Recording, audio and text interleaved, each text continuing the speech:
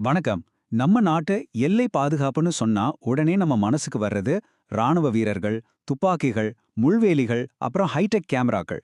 ஆனா ரொம்ப நவீனமான பிரச்சனைகளான ட்ரோன் தாக்குதல், சட்டவிரோத குடியேற்றம் இதுக்கெல்லாம் தீர்வு ஒரு ரொம்ப பழமையான, ஆச்சரியமான ஒரு விஷயத்துல இருக்குன்னு சொன்னா நம்புவீங்களா?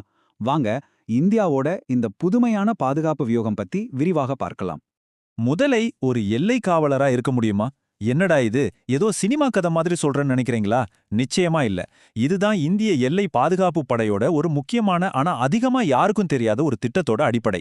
ஒரு பிரச்சனையை சமாளிக்க இயற்கையையே எப்படி ஒரு ஆயுதமா மாத்துறாங்கன்னு தெரிஞ்சுக்க தயாரா இருங்க. சரி, நாம முதல்ல பார்க்க போற இடம் பரபரப்புக்கு பஞ்சம் இல்லாத இந்தியா பாகிஸ்தான் எல்லை. இங்க டெக்னாலஜியோட உச்சக்கட்ட வளர்ச்சியான ட்ரோன்களை வச்சு ஒரு பெரிய தலைவலியை கொடுத்துட்டு இருக்காங்க. ஆனா அதுக்கு நம்ம வீரர்கள் கண்டுபிடிச்சிருக்கிற தீர்வு ரொம்பவே சிம்பிள். வாங்க அந்த ட்ரோன் வேட்டைக்காரங்க யாருன்னு பார்க்கலாம். யோசிச்சு பாருங்க. கும்மிருட்டுல எந்த சத்தமும் இல்லாம வானத்துல ஒரு சின்ன புள்ளியா ஏதோ ஒண்ணு நம்ம எல்லைய நோக்கி வருது. அது ஒரு ட்ரோன். அதுக்குள்ள போதைப்பொருள் இருக்கலாம், ஆயுதங்கள் இருக்கலாம். இத கண்டுபிடிக்கிறது ரொம்பவே கஷ்டம். இதுதான் இன்னைக்கு எல்லை பாதுகாப்பு படை சந்திக்கிற மிகப்பெரிய சவால்கள்ல ஒண்ணு. சும்மா சொல்லல, நம்ம எல்லை பாதுகாப்பு படை, அதாவது பிஎஸ்எஃப், இதுவரைக்கும் 90க்கும் அதிகமான இந்த மாதிரி எதிரி ட்ரோன்களை அடையாளம் கண்டு சுட்டு வீழ்த்தியிருக்காங்க. ஒவ்வொரு ட்ரோனும் ஒரு பெரிய ஆபத்தை சுமந்துக்கிட்டு வருது. அதனால இந்த 90+ அப்படிங்கிறது வெறும் நம்பர் இல்ல, அது தடுக்கப்பட்ட 90க்கும் மேற்பட்ட பேராபத்துகள். இப்போ இங்க தான் ஒரு சுவாரஸ்யமான விஷயம் இருக்கு.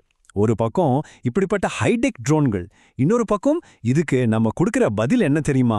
பலாயிரம் வருஷமா மனிதனோட உற்ற தோழனா இருக்கிற நாய்கள். நவீன தொழில்நுட்பத்தோட ஒரு பழமையான இயற்கையான சக்தி மோதுது. முடிவு எப்படி இருக்கும்னு நினைக்கிறீங்க? மனுஷங்களான நம்ம காதுகளுக்கு கேட்காத அந்த மெல்லிய ட்ரோன் சத்தத்தை ரொம்ப தூரத்திலேயே இந்த நாய்களோட கூர்மையான காதுகள் கண்டுபிடிச்சிடும். சத்தத்தை கேட்ட உடனே அது வர்ற திசையை நோக்கி குறைச்சி வீரர்களுக்கு சிக்னல் கொடுக்கும். வீரர்கள் ட்ரோனை சுட்டு வீழ்த்தினதுக்கு அப்புறமும் நாய்களோட வேலை முடியல. அடர்ந்த புதற்குள்ளேயோ வயல்வெளியிலையோ விழுந்த ட்ரோன்ல இருக்கிற போதைப் பொருள் பொட்டலங்களை தன்னோட அபாரமான மோப்ப சக்தியால தேடி கண்டுபிடிச்சு எடுத்துட்டு வந்துரும். அதாவது டெக்னாலஜி எங்க தோத்து போகுதோ அங்க இந்த நாய்கள் ஜெயிக்குது. ஓகே, பாகிஸ்தான் எல்லையில ட்ரோன்களுக்கு எதிரா நாய்கள் சண்டை போடுறத பார்த்தோம். இப்போ வாங்க நம்ம பயணத்தை கிழக்கு பக்கம் இந்தியா பங்களாதேஷ் எல்லைக்கு கொண்டு போலாம். இங்க இருக்கிற பிரச்சனையே வேற மாதிரி. நிலப்பரப்பே இங்க ஒரு பெரிய வில்லனா இருக்கு. வேலியே போட முடியாத ஒரு இடத்துல எப்படி எல்லைய பாதுகாப்பாங்க? வாங்க தெரிஞ்சுக்கலாம். உங்க பாருங்க, இந்தியாவுக்கும் பங்களாதேஷுக்கும் இடையிலான மொத்த எல்லையோட நீளம் கிட்டத்தட்ட 4000 கிலோமீட்டர். இதுல ஒரு குறிப்பிட்ட பகுதி, அதாவது ஒரு 375 கிலோமீட்டர் தூரத்துக்கு நம்மால வேலியே அமைக்க முடியல. யோசிச்சு பாருங்க, அவ்வளோ பெரிய ஒரு திறந்த வெளி. அதுக்கு என்ன காரணம்னு நினைக்கிறீங்க? காரணம் ரொம்ப சிம்பிள். அந்த பகுதி முழுவதும் ஆறுகளும் சதுப்பு நிலங்களும் நிறைஞ்சிருக்கு. இதுதான் உலகத்தோட மிகப்பெரிய டெல்டா பகுதியான சுந்தரவன காடுகளோட ஒரு பகுதி. இங்க நிலம்னு உறுதியா எதுவுமே கிடையாது. எங்க பார்த்தாலும் சேரும் சகதியும் தான். இந்த மாதிரி ஒரு இடத்துல இரும்பு கம்பிகளை நட்டு எப்படி வேலி போட முடியும்? இந்த இயற்கை அமைப்பு தான் சட்டவிரோதமா ஆட்கள் ஊடுருவ ஒரு பெரிய திறந்த வாசல் மாதிரி அமைஞ்சிருக்கு. இந்த மாதிரி ஒரு இக்கட்டான சூழ்நிலையில தான் ஒரு அற்புதமான யோசனை பிறக்குது. சரி, மனுஷனால வேலி போட முடியலன்னா பரவாயில்ல, இயற்கையே ஒரு வேலியா மாத்திட்டா என்ன? இதுதான் அந்த யோசனை. அதாவது எது நமக்கு பிரச்சனையா இருக்கோ அதையே நமக்கு சாதகமா மாத்திக்கிற ஒரு மாஸ்டர் பிளான்.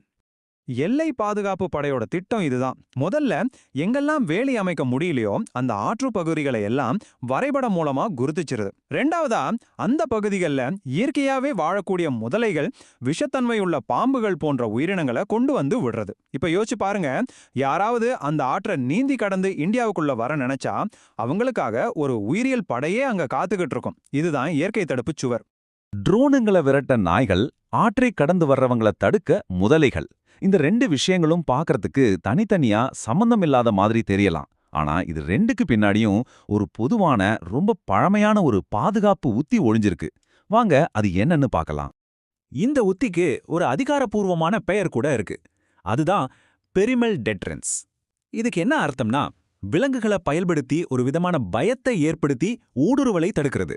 சிமெண்ட், செங்கல் வச்சு உயரமான சுவரை கட்டுறதுக்கு பதிலா இயற்கையில இருக்கிற ஆபத்தான விலங்குகளை வச்சு ஒரு கண்ணுக்கு தெரியாத சுவரை கட்டுறது தான் இந்த உத்தி. இந்த யோசனை ஒன்றும் இன்னைக்கு நேத்து வந்ததில்ல, ரொம்ப காலமாவே பயன்பாட்டுல இருக்கு.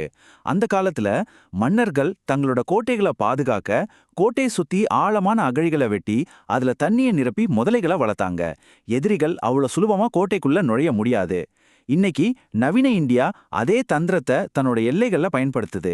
இது இந்தியாவில் மட்டும் இல்ல, சில வருஷங்களுக்கு முன்னாடி அமெரிக்க அதிபரா இருந்த டொனால்ட் ட்ரம்ப் கூட அமெரிக்க மெக்சிகோ எல்லையில முதலைகளையும் பாம்புகளையும் கொண்ட ஒரு அகழி அமைக்கலான்னு ஒரு யோசனையை முன்வைத்தார். சரி, நாய்கள் முதலைகள்னு விலங்குகளை வச்ச எல்லைய பாதுகாக்கிற இந்த முறையில இருந்து நாம என்ன கத்துக்கலாம்? இது நம்மளோட பாதுகாப்பு பற்றிய பார்வையே மாத்துதா?